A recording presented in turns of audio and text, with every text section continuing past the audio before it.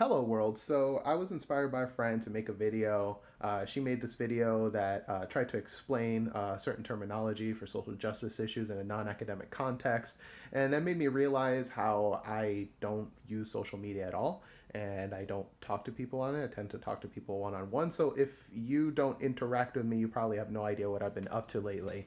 2017 was a year for new education, for radicalization, and now 2018 is the year to put that stuff into practice. One of the things that affected me greatly was thinking upon the situation in Puerto Rico and Hurricane Maria, and just the wider context of how poorly capitalist systems react to natural disasters. Like, I was at a volunteer event in Maryland, and loading bottles of water onto trucks. And I'm thinking, how ridiculous is it that I have to that Puerto Rico, being an island full of such natural resources, and I have to load water bottles in Virginia to get them on a truck, to get them in a cargo container, to get them on a boat, to get them down in Puerto Rico, to spread it out to the people that need it. Like, ideally, like, people should just own the means of production, and that means that well, in an ideal society, Puerto Rico should have reacted much better. I mean, Puerto Rico is full of natural resources. I mean, there's a reason why the U.S. colonized Puerto Rico in 1898. There's a reason why the first civilian governor of Puerto Rico, Herbert Allen, gave a fully detailed report to President Roosevelt about how much, or was it McKinley? One of those presidents, in 1900, about how profitable sugarcane could be in as a cash crop in Puerto Rico. Why in the by 1940s, 80% of all farmable land in Puerto Rico was owned by a U.S. corporation. And why the transition from agriculture to industrialization caused by the collapse of sugarcane as a crop has sent Puerto Rico into an ever downward spiral, trying to deal with capitalism. It's turned it into a complete consumption society instead of a society of production, and that's part of U.S. imperialism. That's part of the nature of colonialism. That's the nature of capitalism. So anyway, that led me. So anyway, I recommend you read War Against All Puerto Ricans. Read Post-Scarcity Anarchism by Murray Bookchin. Learn about social ecology, learn about solar punk, and see the way that it is absolutely possible to transition, especially with the automation of labor, to transition into a post-scarcity society that focuses on people's needs instead of profit for the capitalist class. So to that end, I thought about self-sufficiency, and I remembered how my grandparents in Puerto Rico, my grandfather had a piece of land that he used to go up and farm all the time. My grandmother had all these plants around the house, all these kinds of herbs and medicinal plants and stuff. And so I, not living in Puerto Rico currently, living in quite the opposite of Puerto Rico out here in Alexandria, Virginia. It's a city. I decided that I would try to reconnect with nature, even if reconnect with the soil, even if the soil is in potted plants. So this is part of like a multi-year practice that I'm putting in, just starting off growing plants, keeping them alive, and then eventually later this year, transition into actual growing produce for food consumption. Right now, this is all just mostly for flavor, as you'll see. But anyway, let's move into, it's 4 minutes into the video, so let's transition into showing you the plants. So this right here is my lemon balm plant. This is really good. Not only does it smell really good, but it's also really good making tea. I don't even bother drying the leaves. Like, I trim this, I put it in my teapot, and I cook it up, and it tastes really good. This right here, if I can grab it. This here, I have some garlic growing in shot glasses. The cool thing about growing garlic in shot glasses is that the greens, they taste like garlic. So, you can use it in any place that you use garlic. Hey, check out the healthy root ball on this. So yeah, I mean, yeah, I've also been learning the difference between the difference between horticulture and agriculture. Agriculture being a byproduct of capitalism and is against the natural cycle of nature, and horticulture, in which instead of so agriculture is a system in which you as a the agriculturists take control of the land. You instill a monoculture. You get rid of every variables, and you grow like just the one crop. And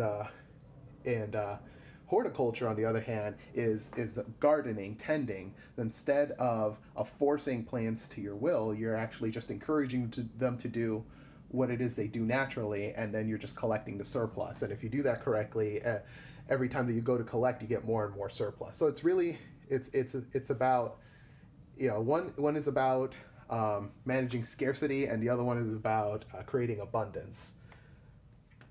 So anyway, here are more plants. So this right here. Oh, by the way, these pots are called air pots. I'm not going to go into detail what they do, but they're really cool, and they make plants grow really nice. This right here, this is julep spearmint, which smells really nice and is really tasty. Again, for tea stuff.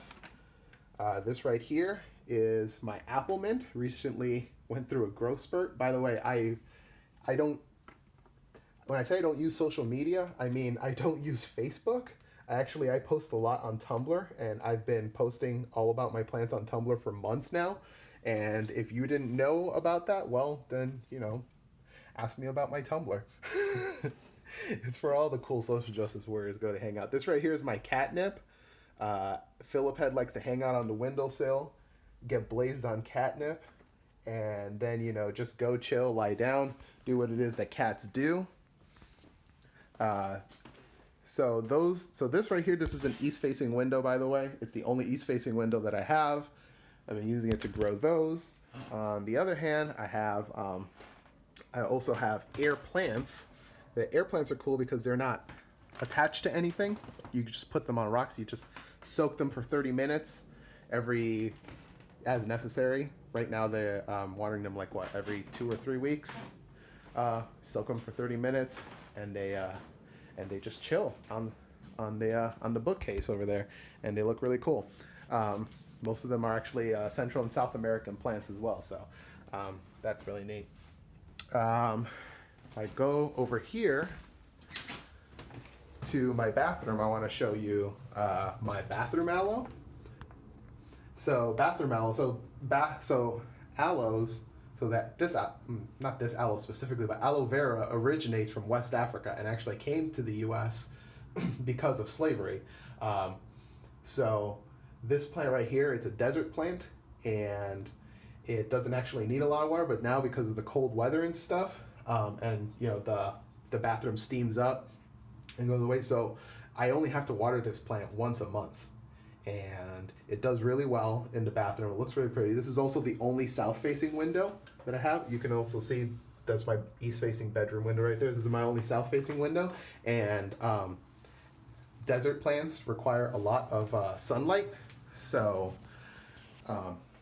it does really well there. Now I'm going to come over here to the first plants that I ever planted. Literally the first plants that I ever transplanted, and this is thanks to Dee's help. She cut out these wine glasses for me to put these palms in. This is my little triptych up here of palms. So that's really cool. Over here, something that I'm working on. It's a work in progress. I just set it up today, and kind of what inspired me to do this video because I wanted to show off. This right here is in my kitchen.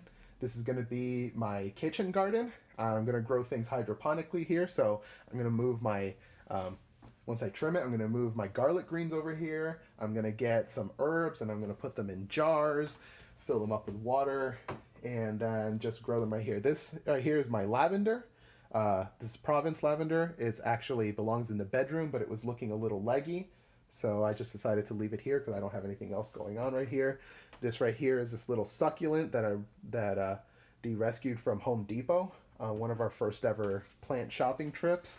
This right here is a seedling. Well, now no longer a seedling, but it's actually, ooh, cool. It's actually, I believe it's a Thai pepper. I germinated those from a dry pepper that was part of a herbal floral bouquet. Now, here's the surprise one. This is the one that always gets everybody. wait, one more thing. So this right here, I'm gonna use this. I'm gonna put it here, and I'm gonna want to grow some spinach out of it. I want to just have spinach just like constantly growing because like we don't even eat lettuce in this house because we just anytime something calls for lettuce, we just use spinach instead.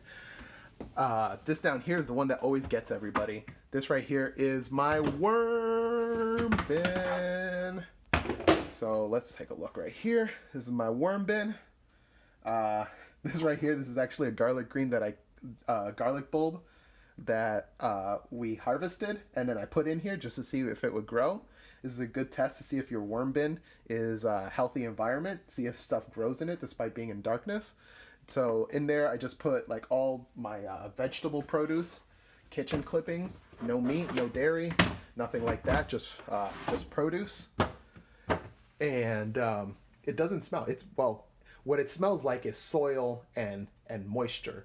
So it smells like a rainforest. If you've ever been to a junque, that's exactly what it smells like. And so, saving up my stuff in there, in a few months, I'll have a bunch of worm castings in there. I'll be able to harvest it, plant more stuff. I want to, specifically, I want to grow potatoes because those look really exciting. Over here in the kids' room, I have one more set of plants to show you. This is more air plants. Keep them in a pitcher right here. Again, just like the other ones, I just water them like every 2 or 3 weeks. Take them out, dunk them in water for 30 minutes, let them dry out, and I put them back. So that's the last of the ones in the apartment to show you. I have more house plants, but I keep them in the stairwell. So as I said before, I have one east-facing window in the bedroom. I have one south-facing window in the bathroom. The rest of my windows are north-facing windows. So I'm using those grow lights, which I got for Christmas. So thank you for giving me grow lights for Christmas. Up here, so this right here, this is my back stairwell in my apartment building. Faces south. The windows face south. And this staircase up here leads up to the roof.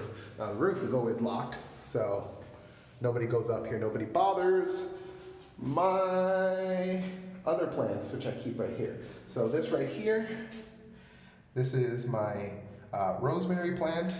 This right here is garlic. I started sprouting it the same way that I had the other ones in a shot glass, but then I put it in dirt after about a week. And now it's doing great. You can see it's really big. This right here is my basil. And it always smells really good. It's very fragrant. In fact, you come up here and you can smell the basil immediately without even touching it. And then this one down here, this is my sage. It's really good with like meat and stuff. So that's the tour of my plants. I hope you enjoyed it. I'm gonna keep doing more, just keep seeing what I can get away with. And then come springtime, I'm just gonna see what else I can get away with. So, thanks if you got all the way through the video. Thanks for watching it, and I hope that you enjoyed catching up with me, seeing what I was up to. Don't be afraid to message me. I don't use Facebook Messenger or anything, so you can either text me directly or Google Hangouts or my email, whatever. You know where to find me. It's so easy to find people these days. You know how to do it. So have fun. I'm gonna go out now and harvest, find a pile of leaves on the ground. I'm gonna collect leaves and I'm gonna throw them into the worm bin because I need some more covering for the worm bin, leaf covering. Anyway, thank you for watching.